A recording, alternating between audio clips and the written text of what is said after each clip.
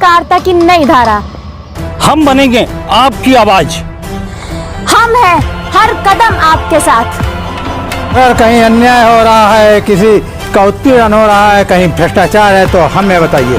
हम आपकी आवाज़ सरकार तक पहुंचाएंगे, सोए हुए प्रशासन को जगाएंगे। हम बनेंगे आपकी आवाज, हर जुर्म पर होगी हमारी नजर। नमस्कार, आप देख रहे हैं रिसेंटली न्यूज। मैं वर्तिका सक्सेना। शाहजहांपुर की नगर पंचायत कटरा में एक ऐसा भी प्रत्याशी है जिसे कलियुग का दानवीर कर्ण कहें तो गलत ना होगा।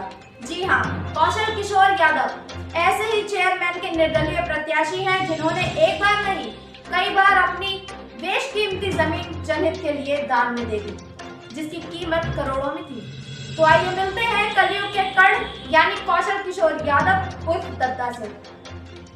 नमस्कार, आप देख रहे हैं रिसेंटली न्यूज। चुनावी हलचल के बीच में हम कटरा में हैं। नगर पंचायत कटरा में चेयरमैन के चुनाव के लिए मतदाता अपना मन बना चुके हैं और सारा दिन हम उनकी नब्ज को टटोलते रहे, प्रत्याशियों से मिलते रहे। इसी बीच में एक प्रत्याशी यहाँ पर निर्दलीय हैं, कौशल किशोर यादव, और वो आज हमारे साथ हैं। कौशल किशोर ने काफ़ी त्याग किया है समाज के लिए और निश्चय ही उनका त्याग प्रशंसनीय है।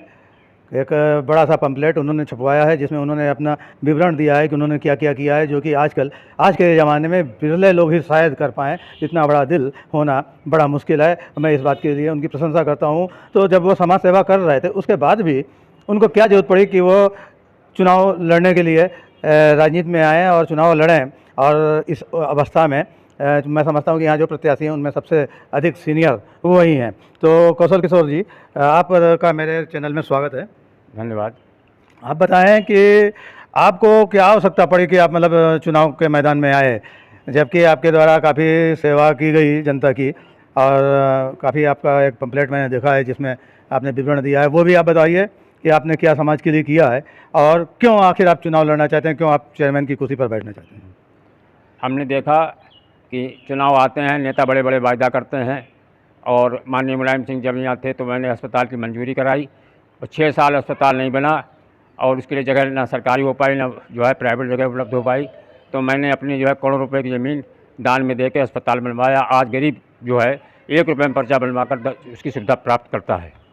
इसके अलावा हमने काकोरी साइड इंटर कॉलेज की मान्यता कराई और हाई स्कूल साइंस साइड कराया, जिससे देहात क्षेत्र के गरीब बच्चों को आज शिक्षा मिल रही है। पहले हमारा फोकस चिकित्सा पे था, स्वास्थ्य सुविधा पे था, फिर हमने शिक्षा पर ध्यान दिया। इसके अलावा हमने यहाँ पर अम्बेडकर पार्क व काशीराम पार्क के लिए भी बसपा शासन में सब ज़मीन अपनी फ्री में उपलब्ध कराई। इसके अलावा मोहल्ला इस्लाम नगर में बाकी नगर वासियों को 20 साल से परेशानी थी, आवागमन के साधन नहीं थे। हमने अपनी 50 लाख रुपए की संपत्ति इस कारण दी कि हमारी गरीब जनता वहाँ पर आसानी से शॉर्टकट जो है अस्पताल पहुँचे और इन लोगों की समस्या के समाधान हो पाए। पर मैंने देखा कि इन सब चीज़ों के बावजूद अगर हम नगर पंचायत के चुनाव लड़ते हैं तो बहुत सारी समस्याएं हम उनकी जो है हल कर सकते हैं। मेरे मन में पैसा कमाने की इच्छा नहीं है, केवल अपने गरीब भाइयों की जो है सेवा करने का हमारा जो है एक मन है। अगर जनता ने हमको अवसर दिया तो हमारी सारी इच्छाएँ जो हैं वो जनता देखेगी और हम ईमानदारी से उनकी सेवा करेंगे, ये हमारा ध्येय है।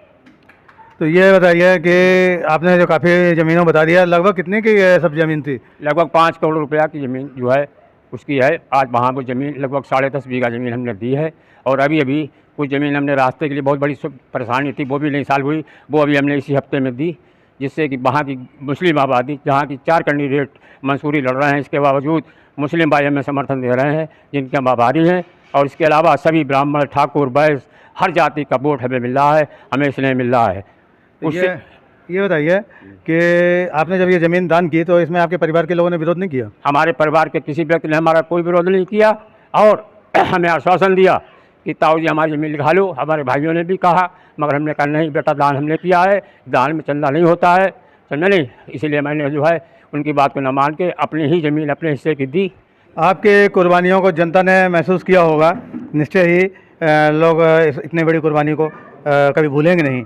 मैं ये जानना चाहता हूँ कि अगर आपके सर पर ताज लगा दिया, आपको ताज पहना दिया गया और चेयरमैन की कुर्सी पर आपको बैठा दिया गया, यहाँ की जनता ने आपको सम्मान दे दिया जिसके लिए आप हकदार हैं वास्तव में। तो ऐसा क्या कार्य आप करेंगे जिससे कि लोग आगे भी याद रखें, और जो आपको महसूस हो रहा है कि ये होना चाहिए था लेकिन वो नहीं हुआ, तो आप क्या ऐसा विकास करेंगे?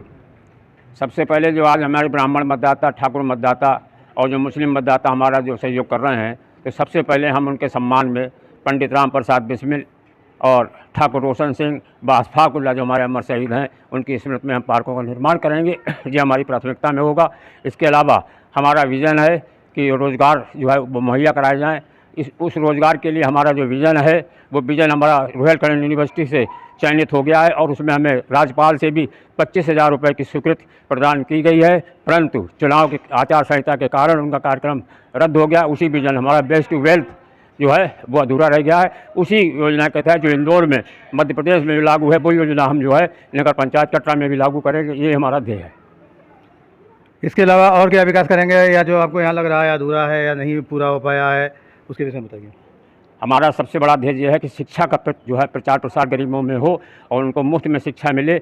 इसके लिए हमने कौशल विकास केंद्र की स्थापना करने का निर्णय लिया है और रोज़गार के लिए बायो पार्क की भी हमारी योजना है। उस योजना को हम धरातल पर उतारेंगे जिससे आम गरीब और हमारा बेरोज़गार जो है लाभान्वित होगा।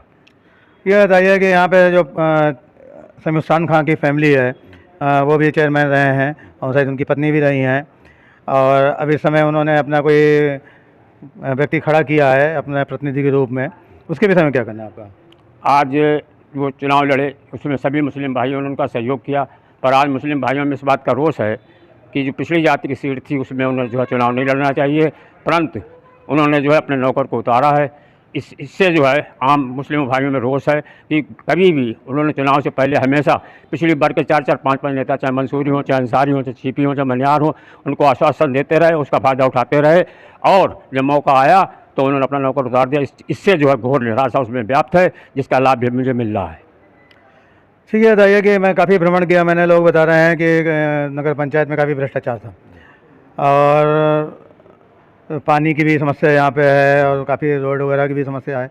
तो ये जो भ्रष्टाचार व्याप्त है और जड़ तक है, उसको आप कैसे दूर करेंगे अगर आप अध्यक्ष बन जाते हैं, चेयरमैन बन जाते हैं? तब हमने नगर में देखा है कि जल भराव की सबसे प्रमुख समस्या है और जल संरक्षण की समस्या है।